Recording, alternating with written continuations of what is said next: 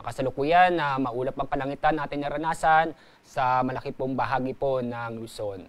Dahil po yan sa bagyo at yung trap mismo ng bagyo. Ay inyo mapapansin, dalawa pong bagyo ang ating binabantayan. At malabo itong magkaroon ng interaction o tinatawag nating Fujiwara effect.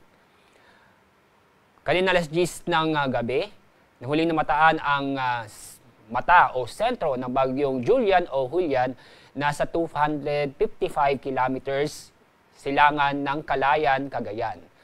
Sa ganap ng typhoon. So napakalakas ang hangin. Dala nito malapit sa gitna. Nasa 120 kilometers per hour, samantala ang pagbugso ng hangin ay nasa 150 kilometers per hour. Inaasa po natin ito kikilos sa direksyong northwest sa bilis na 50 na kilometers per hour. Sa mga nagtatanong kung meron pong habagat o meron tong hinahatak na habagat itong si Bagyong Julian, wala po. Wala pong habagat ang walang habagat ang nakakapekto sa ating bansa. Ayun pong pangulang bagyo, nasa labas po ng ating Philippine Area of Responsibility. Napakalayo, nasa 2,025 kilometers east-northeast ng extreme northern Luzon. At ito ikikilos na January northwestward. Kaya malabo na itong makaapekto sa pagkilos ng bagyong Julian o magkaroon ng Fujiwara effect.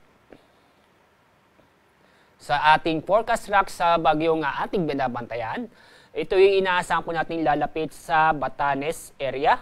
And then ito yung mag-recurve at muli pong lalapit o magla-landfall sa Taiwan. Inaasahan po natin na lalapit o magla-landfall sa Batanes bukas ng umaga o sa hapon. At maaaring po sa Tuesday ng gabi o Wednesday ng umaga, maaari na magkaroon ng second landfall sa Taiwan. Posible pong maging super typhoon itong si Bagyong Julian bago ito mag-landfall sa bandang Taiwan. Nataas po tayo ng signal number 4 o tropical cyclone wind signal number 4. Ibig sabihin ito ang significant to severe threat to life and property.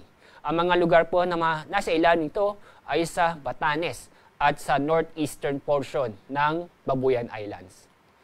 Signal number 3 naman sa lalabing bahagi po ng Babuyan Islands. Signal number 2 ay nakataas sa mainland Cagayan, Apayao at Ilocos Norte. At signal number 1 ay nakataas sa Ilocos Sur, La Union, Kalinga, Abra, Ifugao, Mountain Province, Benguet, Isabela, Nueva Vizcaya, ganyan din po ang Quirino, northern at central portion ng Aurora. Inaasa po natin na dahil sa bagyo, makakaranas po na ng makalakas na hangin o pamisa-misang malalakas na hangin ngayon at bukas sa Pangasinan, Zambales, Bataan, Metro Manila, Calabarzon, Romblon at Bicol Region.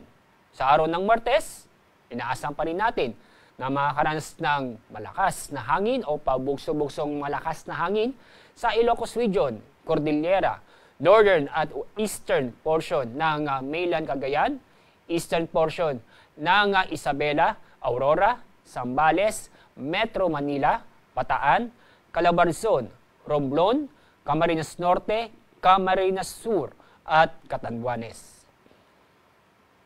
Dahil po sa bagyo, minaasahan tayong matitindi o malalakas na pag-ulan. Ngayon hanggang bukas ng gabi, inaasahan po natin na intense hanggang torrential na pag-ulan sa Batanes, Babuyan Islands at Ilocos Norte. Heavy to intense na pag-ulan naman sa mainland Cagayan, Ilocos Sur, La Union, Apayao, Benguet at Abra. Moderate to heavy rains naman sa Pangasinan, Zambales, Bataan at sa lalabing bahagi po ng Cordillera. Mula bukas ng gabi hanggang Tuesday ng gabi. Pinaasahan pa rin tayong malalakas o matiting pag-ulan. Heavy to intense na pag-ulan na ang inaasahan sa Batanes, Babuyan Islands at Ilocos Norte. Moderate to heavy rains sa Ilocos Sur, Apayao, Abra at Abra. Pagdating po ng Martes ng gabi hanggang Wednesday ng gabi, inaasahan tayo na moderate to heavy rains sa Batanes at Babuyan Islands. Dahil sa inaasahan po nating malalakas na pag-ulan o matinding pag-ulan, may posibilidad po na magkaroon ng pagbaha o pagguho na lupa. Kaya sa mga kababayan po natin, lalo po sa mga lugar po na sa ilalim ng tropical cyclone wind signal, mag-ingat po tayo at alamin niyo po ang ligtas na lugar kung sakaling man may banta na po ng pagbaha o pagguho na lupa ay lumikas na po tayo.